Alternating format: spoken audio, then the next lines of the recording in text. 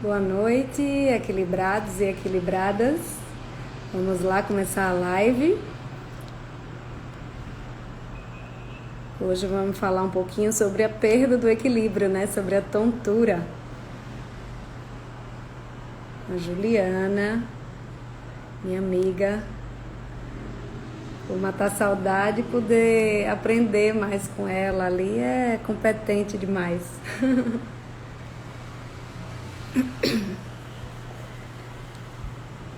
Olá, olha, vamos entrando, pessoal.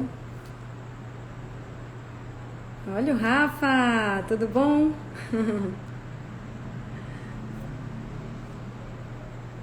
Já já chega a Ju.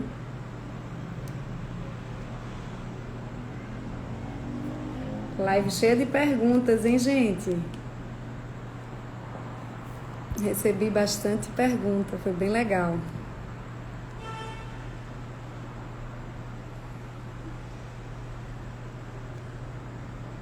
Agora sim, vamos entrando, Juju.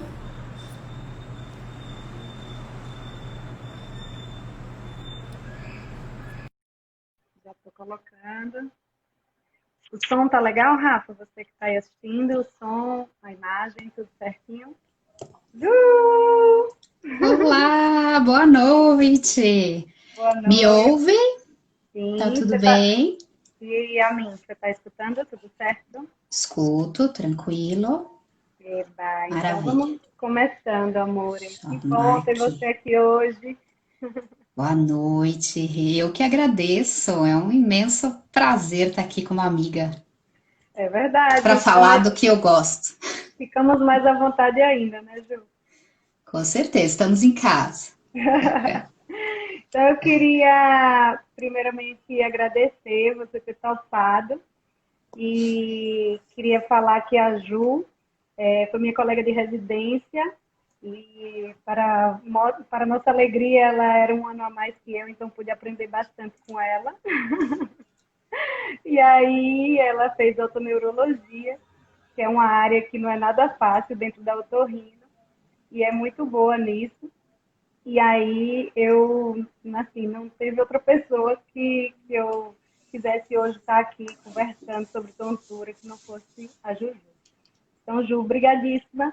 E queria que você começasse, com, principalmente as pessoas que não te conhecem, deve ter bastante gente de Maceió também aí assistindo, que você falasse um pouco sobre você mesmo, você pessoa, e falasse um pouquinho da sua história, inclusive sobre a sua escolha dentro da otorrino, sobre a otoneurologia. Primeiro, queria assim, super te agradecer por estar aqui. A gente está acostumado, né, a falar às vezes um pouquinho da aula para os alunos, falar em congresso, em algumas palestras, mas uma live realmente a gente, né, fica mais à vontade, é uma oportunidade muito, muito bacana. Então, eu queria te agradecer e te parabenizar, porque assim, eu te conheço há uns 10 anos, mais ou menos, né? Abafa isso, né? Mas a gente se conhece há bastante tempo, desde a época da residência médica aí, em 2009, 2010, por aí. E depois da residência, cada uma de nós seguiu uma especialidade, né? Mas a gente ainda troca muita figurinha, né? Porque a área do Verdade. sono, que você se especializou, tem bastante a ver com a área de autoneuro, né? Então a É. gente está sempre trocando, e são assuntos, assim, muito prevalentes, né? E eu acho que o mais legal, eu tenho podido acompanhar algumas das tuas lives, eu acho muito legal essa questão do bem-estar que você tem trazido, né? Falando com fisioterapeuta, fonoaudiólogo, educador físico, eu acho que a gente tem que falar justamente sobre isso, né? Porque a doença ela vai vir quando ocorre a quebra do bem-estar, né? Então eu acho que ampliar esse olhar, você é tão especialista numa coisa, mas conseguiu ao mesmo tempo ampliar o olhar. Então eu queria te parabenizar, te agradecer. Estou muito feliz. Obrigada a você. E você perguntou, então, bom, vamos um pouquinho, né? Então, eu sou formada, na verdade, na Universidade Federal de Santa Catarina, já vai fazer alguns anos aí, não vou me entregar. E vim para São Paulo, né? E começou meu caso de amor aí na Universidade Federal de São Paulo, na Unifesp, né? Onde eu fiz a residência médica, depois fiz a especialização em otorrino, né? E aí, depois da especialização, fiz especialização em otoneurologia, mestrado, doutorado aí nessa área. Atualmente sou médica da instituição e sou professora também lá do Centro Universitário São Camilo. E, E aí você me perguntou, né, o porquê da otoneuro, né? Na verdade, eu me apaixonei realmente pela otoneurologia no meu primeiro ano de residência. Porque, engraçado que eu vinha da faculdade com um perfil um pouco mais cirúrgico, né? Mas eu vi que o cuidado clínico ao paciente, a otoneurologia é uma área muito clínica, né? A gente acaba acompanhando um pouco mais os pacientes, podendo fazer um pouco mais parte da história por um período maior. E a otoneuro ainda é uma área que está crescendo muito, ela tem uma. Você tem que ter um quê investigativo aí dentro da otoneuro, e isso me chamou muito a atenção. E eu não sei se as pessoas conhecem, na verdade, né? A otoneurologia ela é uma área de atuação, perdão, não é uma área de atuação, é uma área de estudo, na verdade, de especialização. Aqui no Brasil é da otorrino, essa área, mas a gente vai ter nos Estados Unidos, na Europa, o pessoal da neurologia fazendo essa especialização também. E é uma área onde a gente estuda os distúrbios relacionados à audição, ao equilíbrio corporal, né? Então a gente vai trabalhar com queixas como tontura, perda de audição, zumbido. Isso faz parte dessa área da otoneurologia, que vem crescendo muito nos últimos 10 anos para cá. Maravilha! E aí, falando sobre a otoneurologia, recentemente eu fiz um post sobre cinetose, antes da gente entrar nas tonturas especificamente, e que gerou muita curiosidade. Então, se você pudesse explicar, antes disso, como que funciona assim, o equilíbrio da gente, como que entra aí a orelha interna, ou seja, o labirinto, e depois citasse alguma coisa de cinetose para a gente depois ir para as tonturas. Legal, Joia. Assim, resumidamente, né, o nosso equilíbrio corporal, assim, para a gente se equilibrar, até para a gente estar sentado aqui na cadeira, que a gente fala em equilíbrio, a gente pensa, é para andar, é para correr, né? Mas para a gente estar sentado, a gente precisa, né, de ter equilíbrio.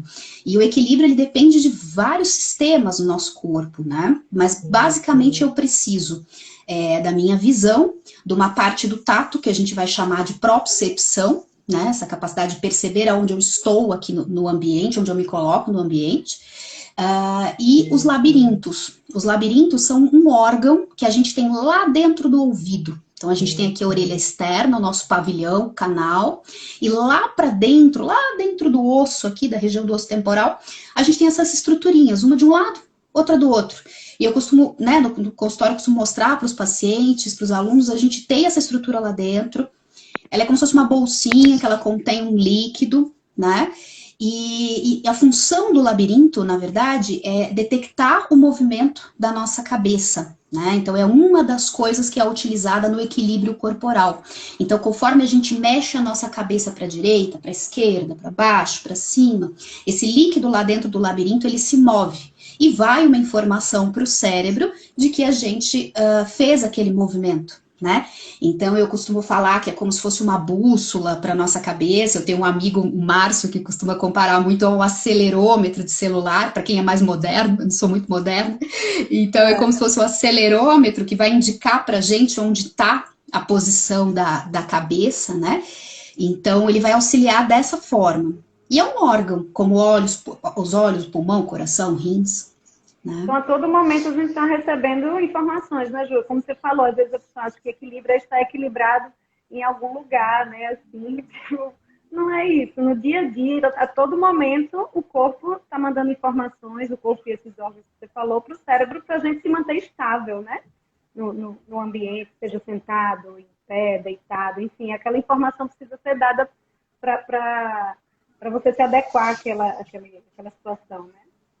Isso mesmo, para a gente se manter sentado aqui, né? A gente tem ali o nosso tato, né? Lá o bumbum, a perna, mostrando, olha, eu tô encostado, eu tô sentado, né? O meu labirinto, ele tá informando que a minha cabeça tá parada, né? Os meus olhos aqui estão informando que eu tô também sentada, tô olhando reto. Então tá tudo, ok, tá tudo combinando, tá tudo dizendo a mesma coisa, todos os órgãos sensoriais, né?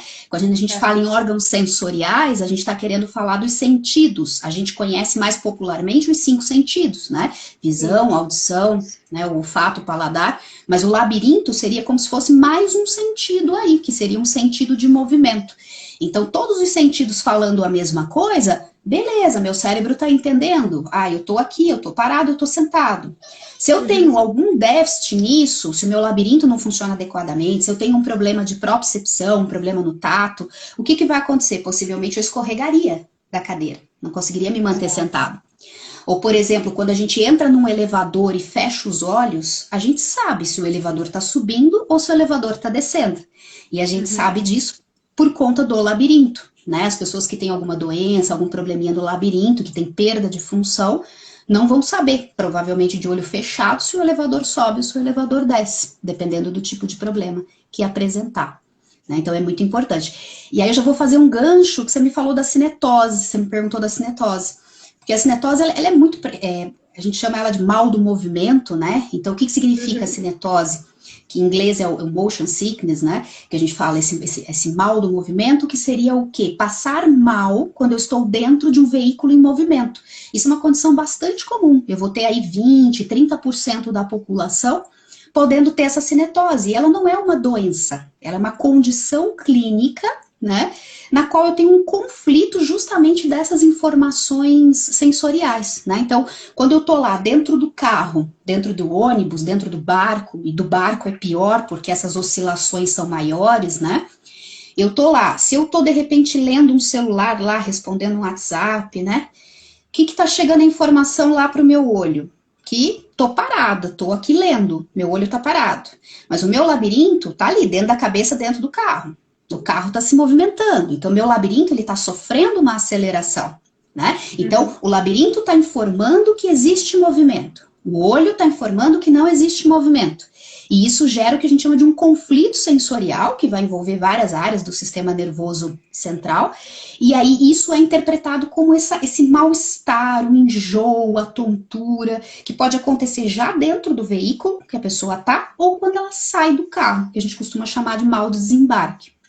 E hoje em dia, mais modernamente, né, a gente tem visto até o cyber sickness, na verdade, que a gente fala, né, que por conta dessas questões de realidade virtual, né, ficar com muito estímulo visual, então pode também ocorrer essa cinetose, por estar jogando videogame, por estar aí imerso numa realidade virtual, eu também posso ter esse conflito sensorial e isso me gerar também náusea, mal-estar, tontura, isso tem a ver com esse conflito da informação do labirinto com as demais informações sensoriais, né?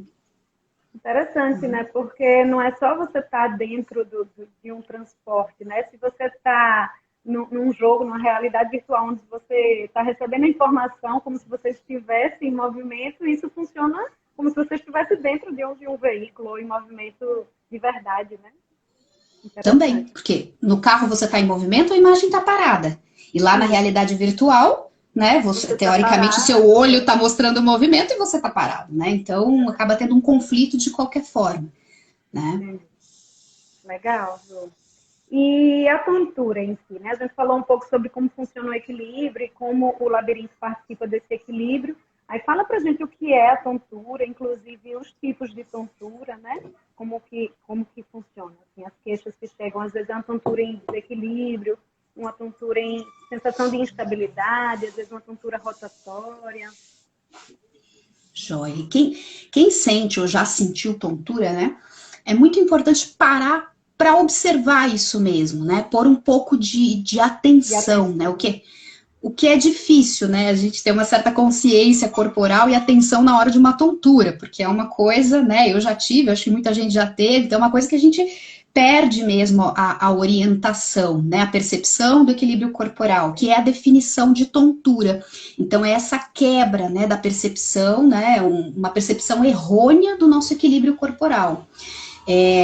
Mas eu tenho algumas formas de falar a tontura. Eu tenho a tontura, eu tenho a vertigem. A vertigem é quando essa sensação, a gente fala que é uma falsa ilusão de movimento. Então, além de perceber que eu tenho algo errado no meu equilíbrio, eu percebo algum tipo de movimento que eu percebo que esteja ocorrendo, mas na verdade ele não está ocorrendo.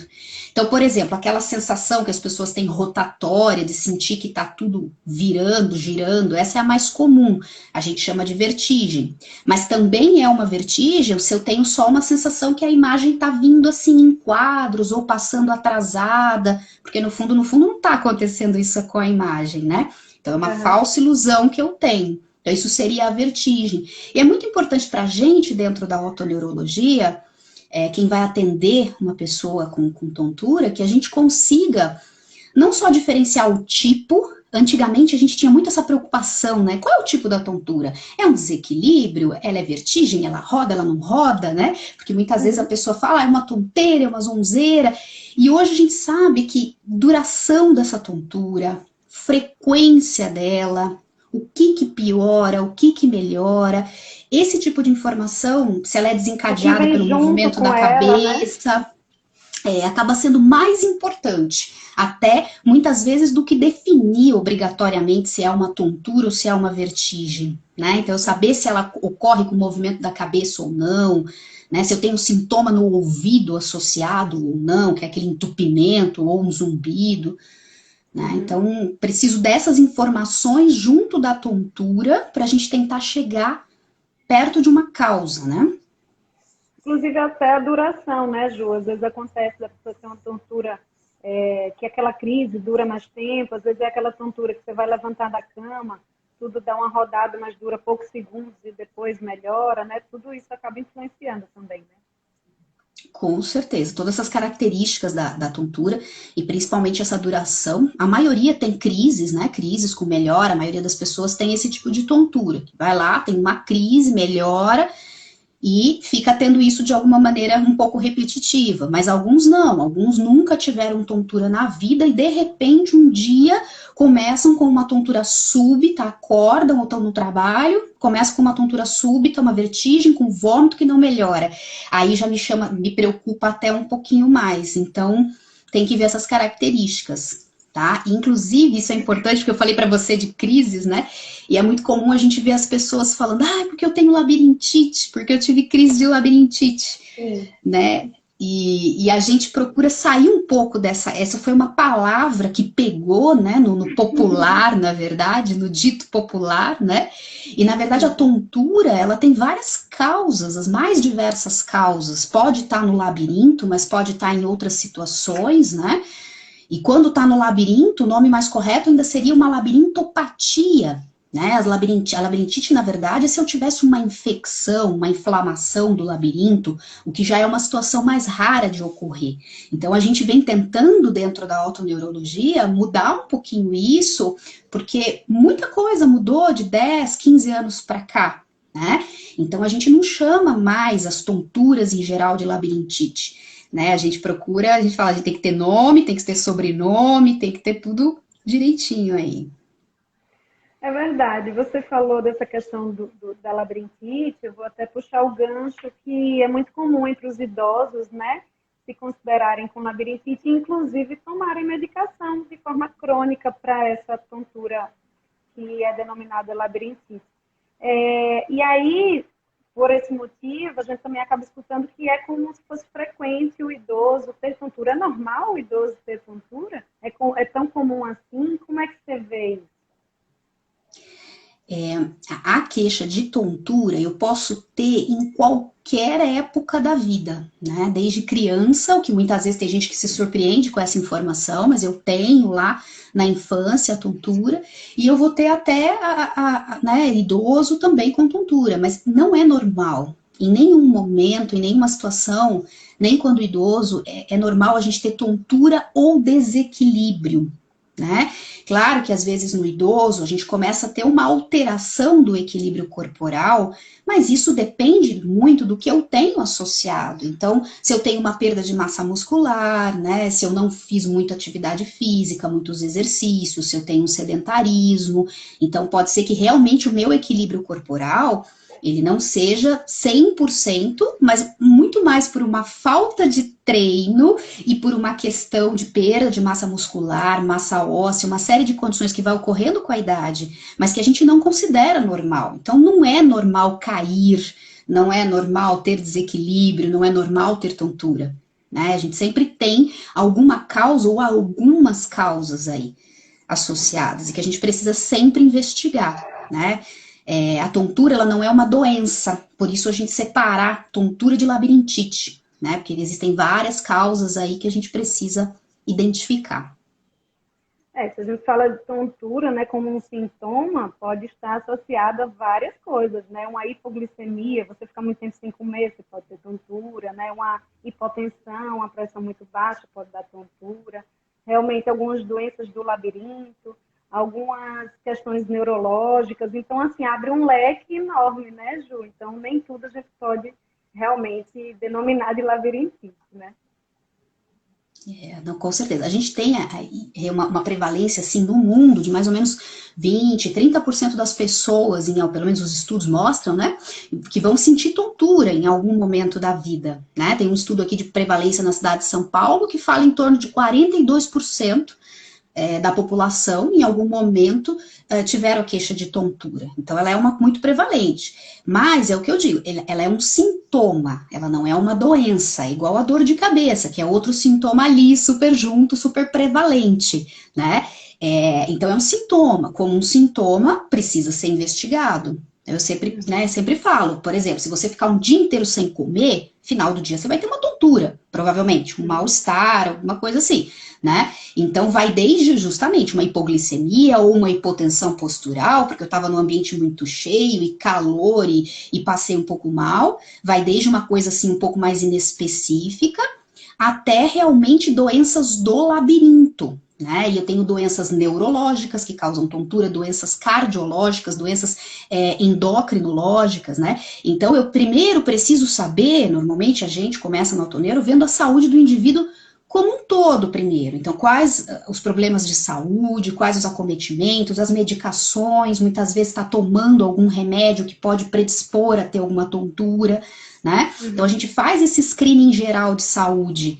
E, claro, que para nossa sorte, a maioria das tonturas são problemas de labirinto. Para nossa sorte, porque são mais tranquilos, vamos dizer, pode incomodar um pouco mais, mas é menos grave. É menos grave do que eu ter um problema neurológico, cardiológico, é mais tranquilo de resolver. Né? E aí, dentre os problemas de labirinto, existem também algumas doenças específicas, né? Eu costumo falar com os meus pacientes, eu falo assim, veja, o olho, né? O olho tem só conjuntivite que dá no olho? Não, né? Eu tenho catarata, eu tenho glaucoma, eu tenho conjuntivite. Então, lá no meu labirinto, vai ter só labirintite? Não, ele é um órgão. Então, eu tenho diferentes doenças aí que eu preciso considerar. Então, falando nas diferentes doenças agora relacionadas à tontura e até mais das partes do labirinto, no idoso, eu queria que você falasse um pouquinho das mais frequentes nas diferentes faixas etárias. Tipo, no idoso, o que é que você encontra mais relacionado à queixa de tontura, no adulto e até mesmo nas crianças?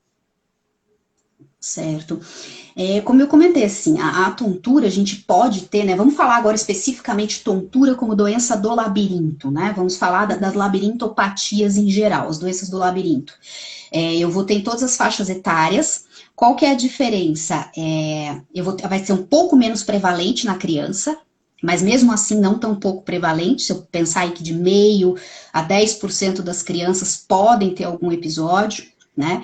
Agora, no adulto, isso já passa para 50%, 60% dos adultos, ainda mais acima dos 65 anos.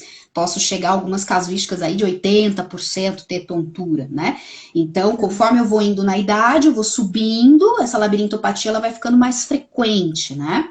E com relação às causas também, o que acontece? A causa mais prevalente no idoso é a menos prevalente da criança, né?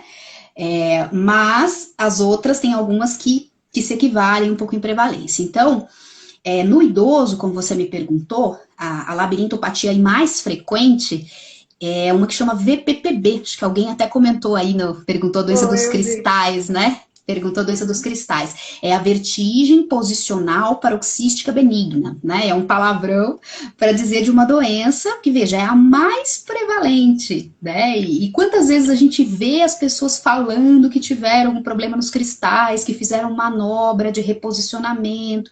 É difícil, né? Então é importante a gente divulgar isso, né? A gente tem dentro lá do nosso labirinto, que eu falei, que é aquele saquinho lá contendo líquido, né? Ele tem no assoalho dele alguns cristalzinhos de carbonato de cálcio, que todo mundo tem, né? Faz parte da constituição dele. Que por algum motivo, por uma descalcificação que pode ocorrer, principalmente em quem tem osteopenia, osteoporose, eles podem se tornar mais frágeis e se desprender ali do assoalho e passar a caminhar por esse líquido do labirinto, pelos canaizinhos que a gente tem. E aí, quando a pessoa movimenta a cabeça, principalmente o movimento para trás, ou vira de um lado para o outro na cama, a pessoa tem aquela tontura que roda tudo, aquela vertigem com náusea, mas ela é rapidinha, ela dura pouco tempo. né? E mais relacionado ao movimento da cabeça. Então, essa VPPB, ela é a mais prevalente no idoso. Na criança, quase a gente não vê. Eu posso ter, mas é muito raro, né? E aí depois a gente tem que pensar em outras causas, né? Uma doença de Meniere, que é uma doença que eu vou ter um aumento lá da pressão do líquido do labirinto, a migrânia vestibular, que é o que a gente considera uma enxaqueca que está relacionada ao labirinto, que envolve vias labirínticas, e é legal a gente falar disso, porque às vezes a enxaqueca ela é levada como sinônimo de dor de cabeça, e não é, ela é uma doença clínica, neurológica, que pode dar diversos sintomas, entre eles a tontura. E aí eu já vou para a infância, porque os equivalentes de enxaqueca na infância são as causas mais prevalentes de tontura na infância. Né? Então essas são as mais comuns no indivíduo adulto, idoso, é a VPPB, a doença de Meniere, a migrânia vestibular, né? E no idoso com quedas, muitas vezes também eu tenho as questões multissensoriais mesmo. Eu tenho uma doença do labirinto, mas eu tenho que lembrar que às vezes eu posso ter alguma alteração visual, como uma catarata, aí eu posso ter alguma alteração de sensibilidade, diminuição de força muscular. Então, às vezes no idoso eu tenho alguns fatores que em conjunto acabam causando aquela tontura diária ou aquela instabilidade diária.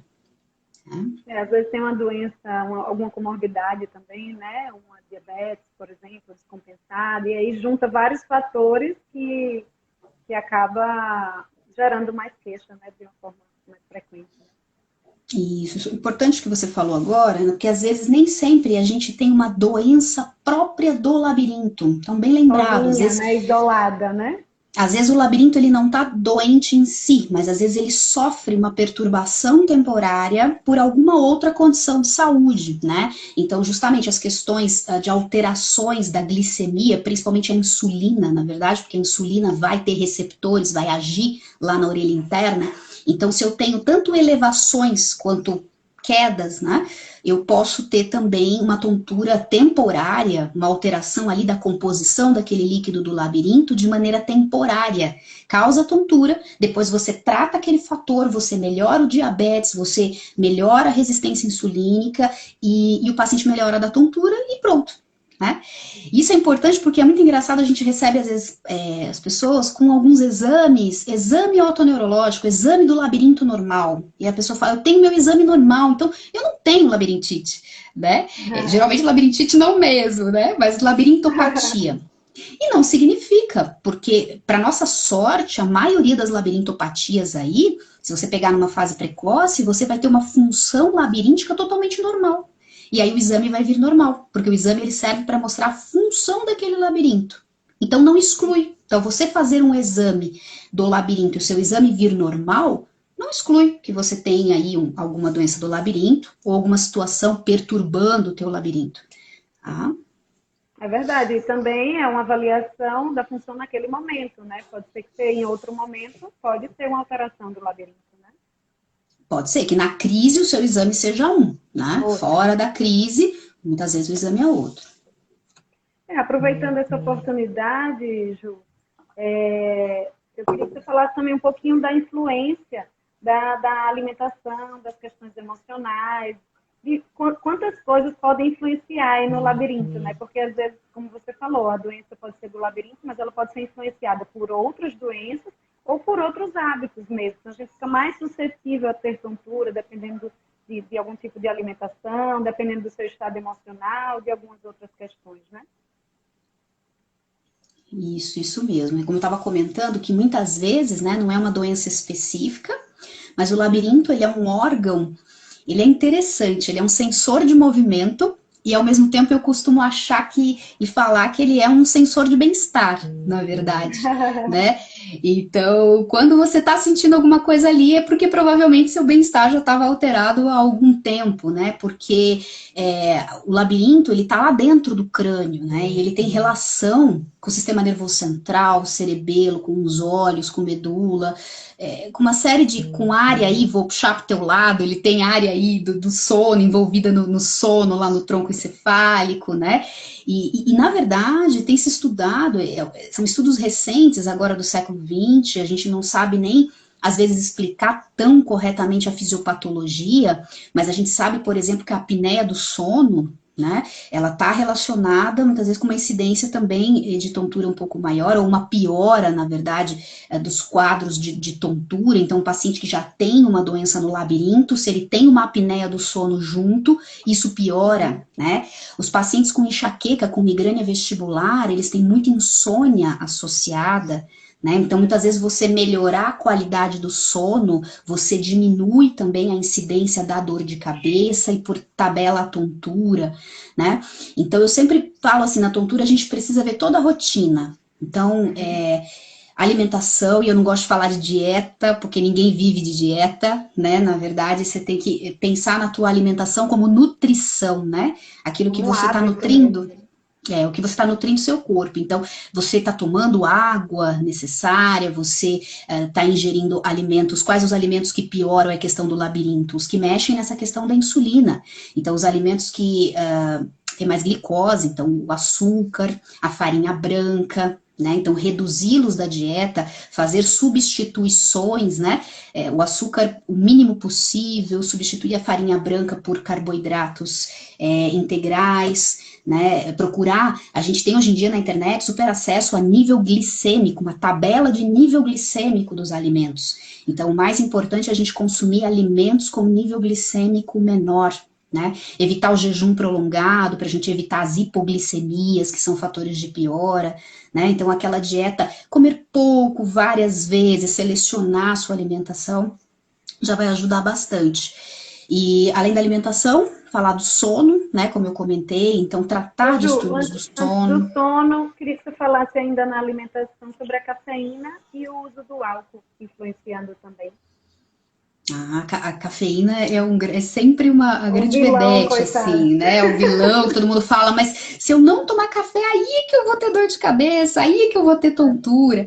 Então, a cafeína, ela nem é nosso amigo e nem é nosso inimigo, tá? Nada, na verdade, não existe nenhum alimento que é 100% proibido para quem tem tontura, né?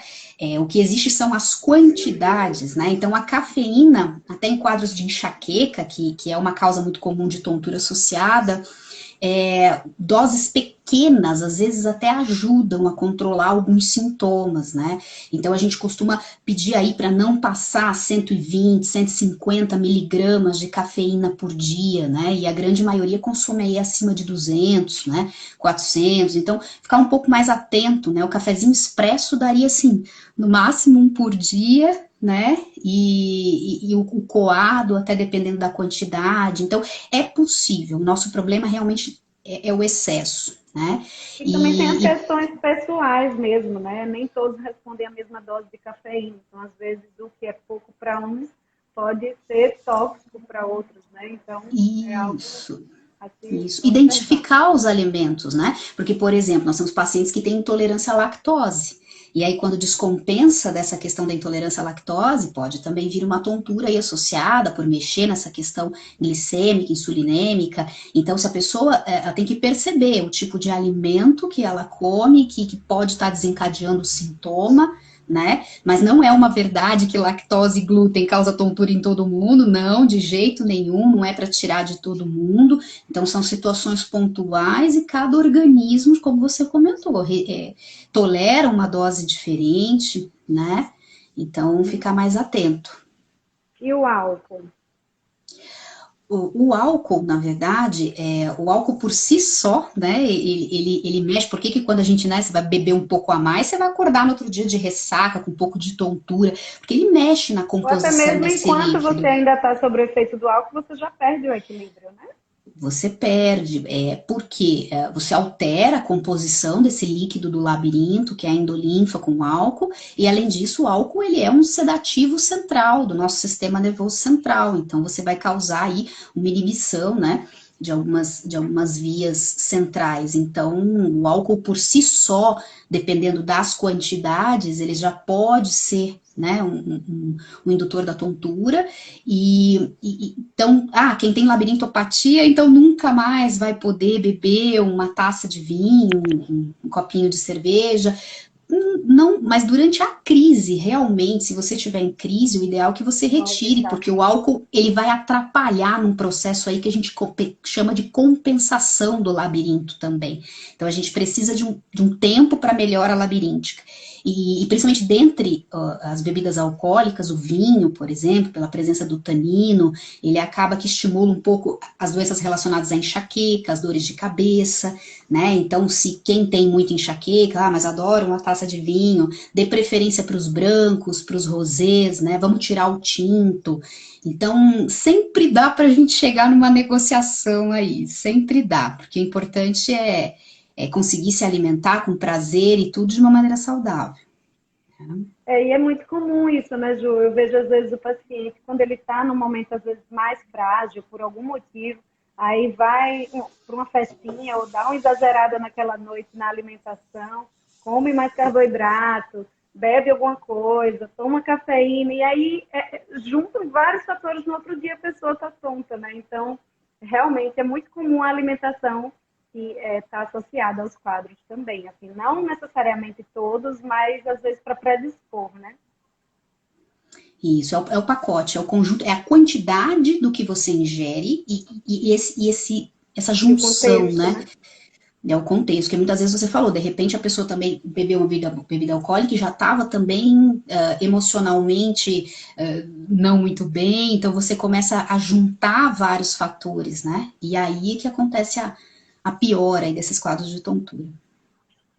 Maravilha. Você, quando eu interrompi, você ia falar sobre a influência do sono, né? De qualidade. Eu acho que talvez as questões emocionais também nessa questão da tontura.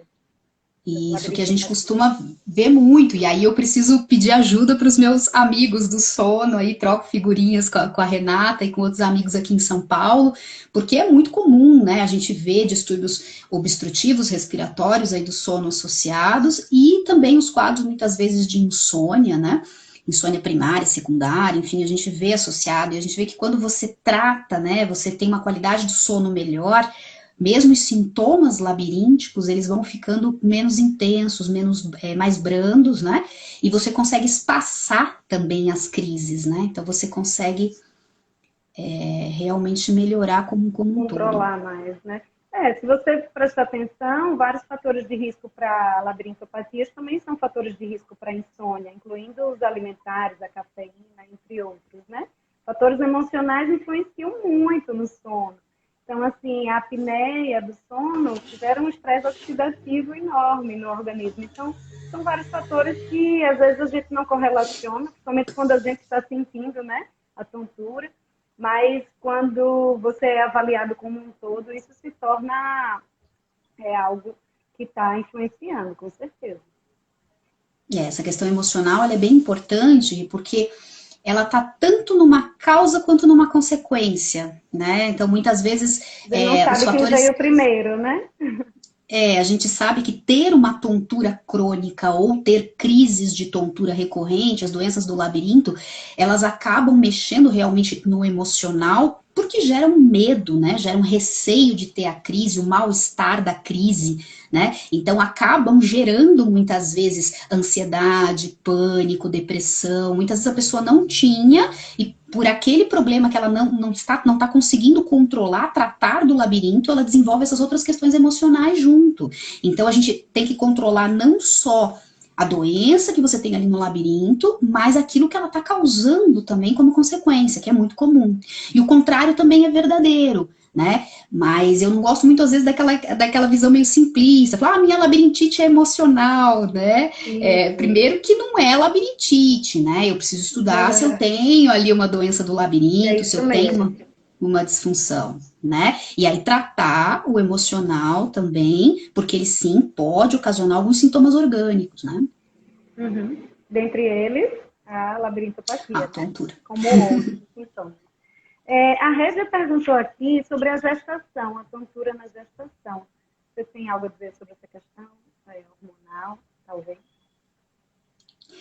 A gente pode ter as mesmas labirintopatias, né, que a gente tem fora da gestação, a gente pode ter dentro do período gestacional, né? E a gente pode acabar tendo uma tontura não só de labirintopatia, mas eu posso acabar tendo uma tontura em geral mais de mal-estar, né? Porque são estados que eu tendo a uma pressão baixa, uma hipotensão, eu tenho mais tendência à hipoglicemia na gestação. Então, por essas outras condições clínicas da gestação, né? A pessoa tem muita vasodilatação, inchaço nas pernas, isso tudo vai levar a uma hipotensão. Então, a tontura ela pode estar associada a essas condições.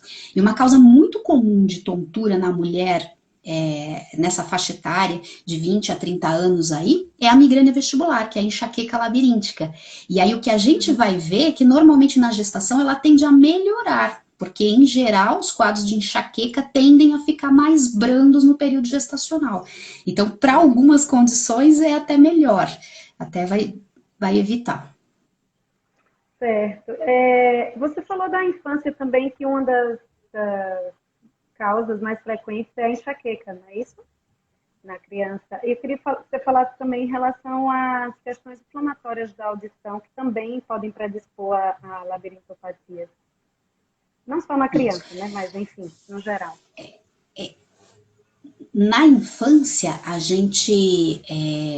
na infância a gente vai ter a tontura também, mas assim, se a gente não perguntar, né, e se a gente não estiver atento, pode ser que esse sintoma ele não apareça, né? Então você está comentando depois dos equivalentes de enxaqueca, e eu falo equivalentes porque muitas vezes as mães vão falar, mas meu filho não tem dor de cabeça, né? Como é que é enxaqueca, né? Na verdade, como que é a enxaqueca na criança, né? Então, a queixa de dor de cabeça, em geral, na criança, ela é uma queixa relativamente comum. Dor de cabeça como um todo. Em geral, 50%, 60% das crianças vão se queixar em algum momento de alguma dor. A enxaqueca em si, né, com as características de vir de um lado da cabeça, ela pulsar, barulho, luz incomodar, ter náusea, isso já vai ser um pouco menos, né? Dessas que têm dor de cabeça, 20% aí vão ter algum quadro de enxaqueca. Mas muitas vezes, na criança muito pequenininha, no bebê e na primeira infância, a gente não vai ter a dor de cabeça ainda como manifestação, né? Porque a enxaqueca é uma doença lá do sistema nervoso central. É onde ocorre uma liberação de neurotransmissores, que se segue de uma vasodilatação. E aí eu posso ter vários sintomas, né? Não só a dor, mas enjoo, náusea. Eu posso ter aquelas auras visuais, né? Que são aquelas ver pontinhos, brilhinhos. Então eu posso ter sintomas diferentes. E muitas vezes na criança, por exemplo, no bebezinho, um equivalente de enxaqueca é o que a gente chama do torcicolo paroxístico benigno, que é aquele bebezinho menor de 1 ano de idade que fica com o pescoço, ele tem crises que ele fica com o pescoço tortinho, né? E ele fica ali com aquele pescoço caído e depois ele melhora, né? Isso, claro, tem que ser investigado, porque tem outras causas que acometem, mas é um equivalente. Depois a criança ali com 2 a 5 aninhos, a criança pode ter o que a gente chama da VPBI, da vertigem paroxística benigna da infância, né? Um outro palavrão para um equivalente aí de enxaqueca também, que a criança não tem dor, mas ela tem crises em que ela para de fazer o que ela está fazendo, ela está brincando, ela para, ela fica pálida, ela sua, né? Ela fica um tempo ali e depois ela retoma as atividades, né? Ou tem náusea, ou tem enjoo, consegue relatar para a mãe tontura, que a gente acha que não, mas as crianças conseguem relatar.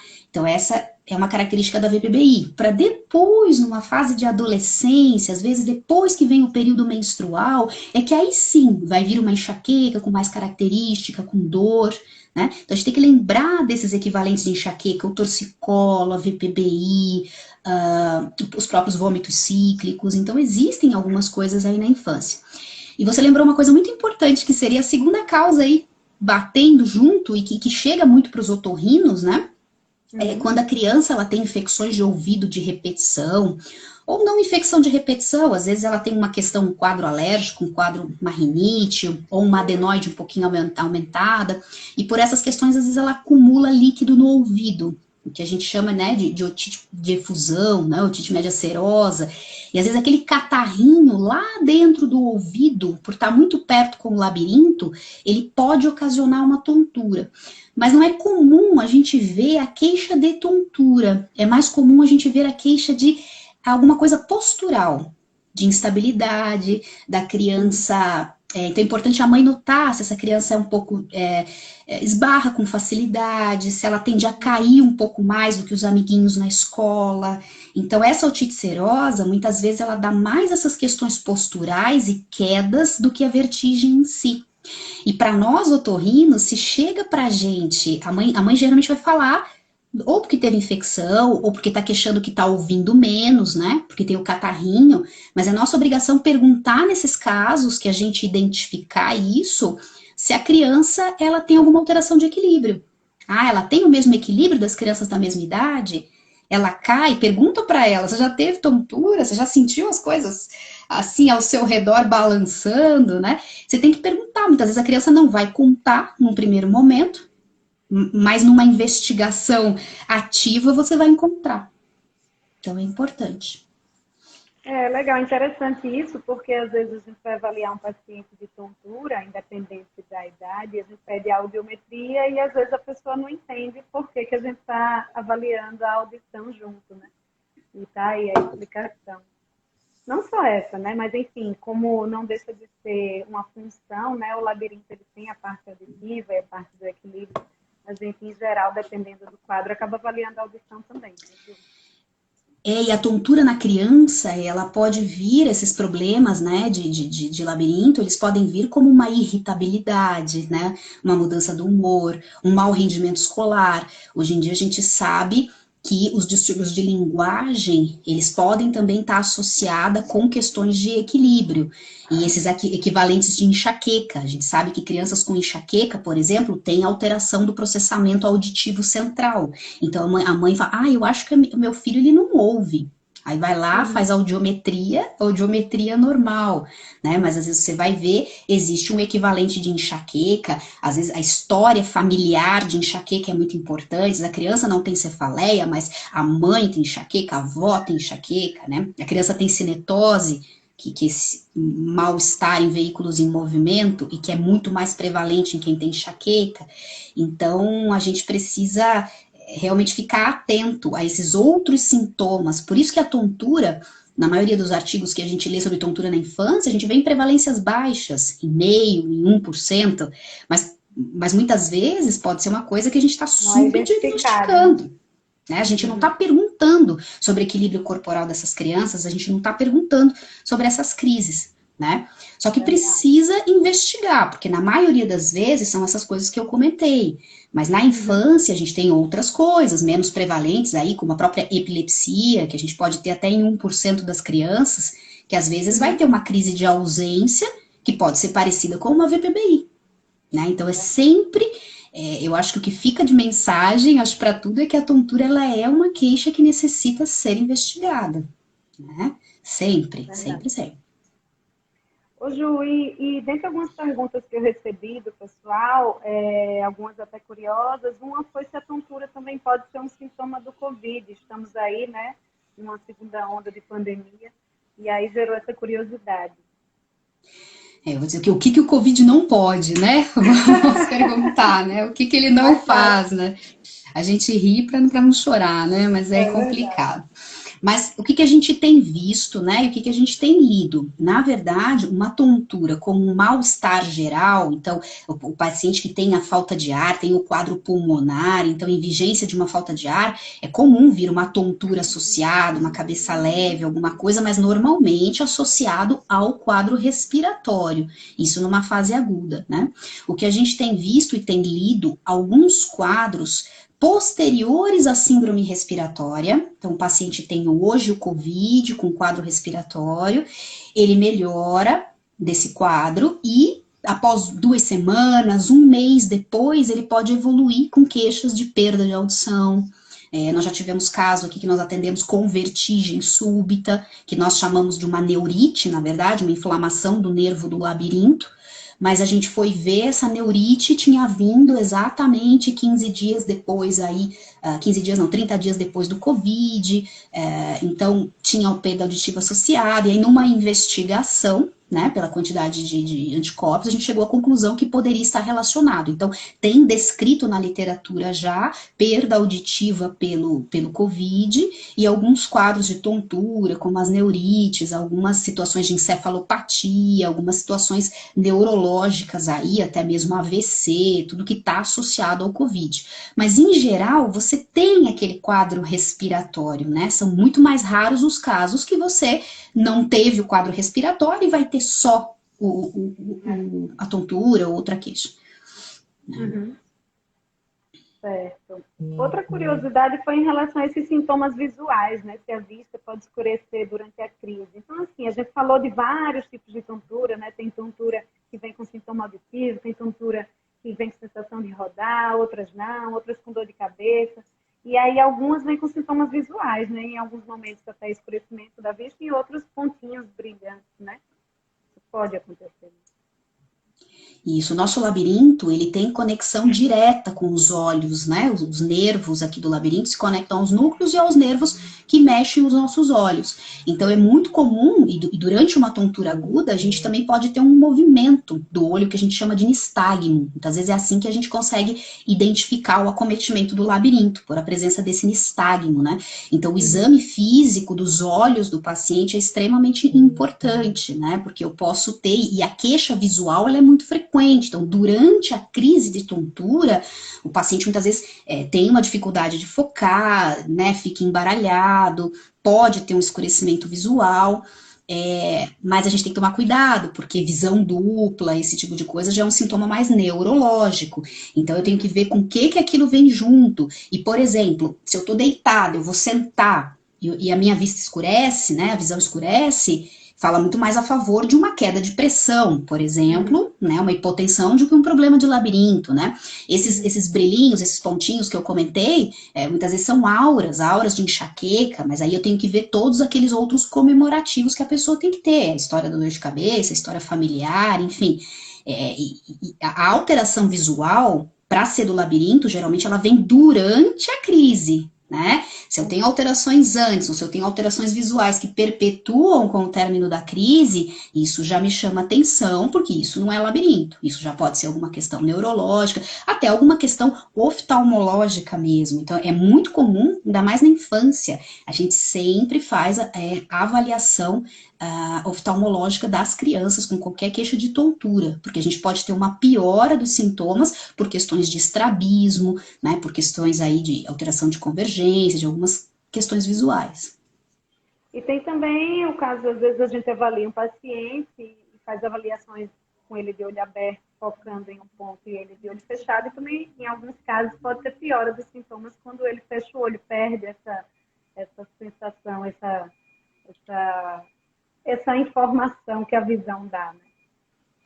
Isso, a gente falou, na verdade, do tripé do equilíbrio, né? Visão, labirinto, propriocepção, mas aí também coordenado pelo cerebelo e tudo. Então, quando você fecha os olhos, você está tirando uma das partes do tripé do nosso equilíbrio, né? E aí você começa a usar muito o labirinto. Então, é um teste, muitas vezes, que a gente faz, olha, fecha os olhos e vamos ficar de pé lá e vamos ver o equilíbrio. Quem tem problema no labirinto, nesse tipo de teste, geralmente vai ter algum problema. E os olhos, eles, por terem essa conexão com o labirinto, eles ajudam a gente o foco é uma coisa que ajuda a inibir um pouco a tontura. Então, se você estiver no meio de uma crise de labirinto, o que é o ideal? O ideal é que a pessoa sente, né? Tente se acalmar, que é difícil, mas tenta, senta, não deita, né? Senta, procura olhar reto, né? Olha no horizonte, veja um ponto na tua frente, um quadro, uma maçaneta, qualquer coisa, fixa o teu olhar lá. Normalmente a fixação visual, ela vai inibir essa via labirinto, esse nistagmo, e ajuda na tontura. Às vezes na cinetose também, né? Quando eu postei, uma colega falou, quando está dirigindo, não sente, né? Porque está ali focada, mas quando está de passageiro, fica ali na janela passando aquilo rápido e aí ela sente o mal-estar, né? Não deixa de ser também uma questão de quando você foca. Eu também já andei de barco e, nossa, estava passando mal, aí foquei, fiquei respirando e alivia. Só que às vezes a gente passa mal e fecha o olho, né? E às vezes bagunça tudo. Isso é interessante, porque o barco, você não precisa, existe um determinado limiar de movimento que todo mundo vai ter tontura. sabe? É verdade. Se você tiver dentro de um barco, que de repente começar, né, muita onda, sacolejar muito, aquelas balsas, né, quando você vai para a praia, chega um momento que todo mundo passa mal, mesmo quem não tem É. cinetose, porque você tem Aham. muita oscilação, muita aceleração aí do labirinto. E quem tem cinetose, o limiar para deflagrar essa tontura é menor. Então, basta um movimento menor, com menos oscilação, a pessoa já sente. Então, onde que vai ser pior a cinetose? Vai ser dentro do carro, nas curvas da serra, por exemplo, né? Que vai oscilar um pouco mais, né? E como você falou, se você ficar olhando para o lado, você vê a imagem passando o tempo todo, você vai perder esse efeito. Embora o olho também tá vendo o movimento, mas você perdeu a fixação, que é uma coisa que auxiliaria, né? Então, dicas aí para a gente prevenir essa questão da cinetose, né? Então, assim, o ideal é olhar para frente, né? Fixar a visão, evitar não mexer em celular, ler. Procurar não estar de estômago muito cheio, né? Nem sem comer nada e nem de estômago muito cheio, né? E para tomar esses cuidadinhos para realmente não passar mal, tá? E agora, gente, até, meu Deus, foi tão rápido, já falta um poucos minutos, só 5 minutinhos, mas vamos aproveitar. Teve uma dúvida que foi super engraçada. Realmente as crianças, elas costumam, às vezes, brincar meio que rodando e gostam, né, de ficar meio perdendo o equilíbrio. Queria que você comentasse isso aí, foi uma curiosidade de alguém que perguntou aqui, queria que você comentasse o que é que você acha disso. Então, as crianças, elas já nascem com tudo que a gente nasce também, de labirinto, né? De todas as vias para o equilíbrio, né? Mas o que acontece? O equilíbrio da criança, essas vias neurológicas, elas ainda estão se conectando, elas ainda estão conversando, e elas vão tentar se conectar até em torno de 7, 8 anos de idade. Então, o equilíbrio da criança, ele só vai ser igual ao equilíbrio adulto, equilíbrio corporal, em torno de 7 a 8 anos de idade. Então, eu tenho as vias, mas elas ainda precisam amadurecer essas conexões. Então, o que acontece? Se eu sentar lá no gira-gira, né, e a gente for girar, todo mundo sente alguma coisinha se você girar rápido, mas o adulto, ele, por ter todas essas vias conectadas e ele tem as outras estruturas todas para ajudar, o adulto você vai precisar de uma velocidade maior, rodar mais para você poder ter a tontura. A criança já não. Então, a criança com estímulo menor, se ela rodar mais devagar, se ela rodar mais vezes, ela vai ter essa sensação de estar bêbado, né? Então, acho que para elas é engraçado por isso, porque Vai vamos dizer, o barato da experimentando. criança é isso, né?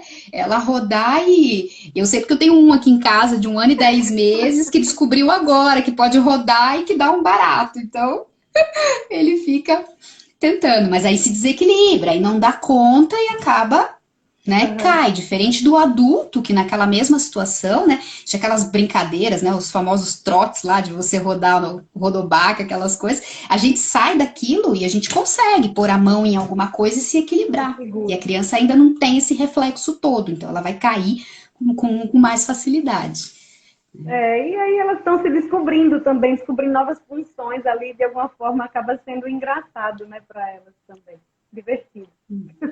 Só tem que ter Verdade, cuidado, né, para não se machucar mesmo, cair, né, bater cabeça, enfim, tem que ficar de olho. descobrindo o labirinto aí, Logo, né?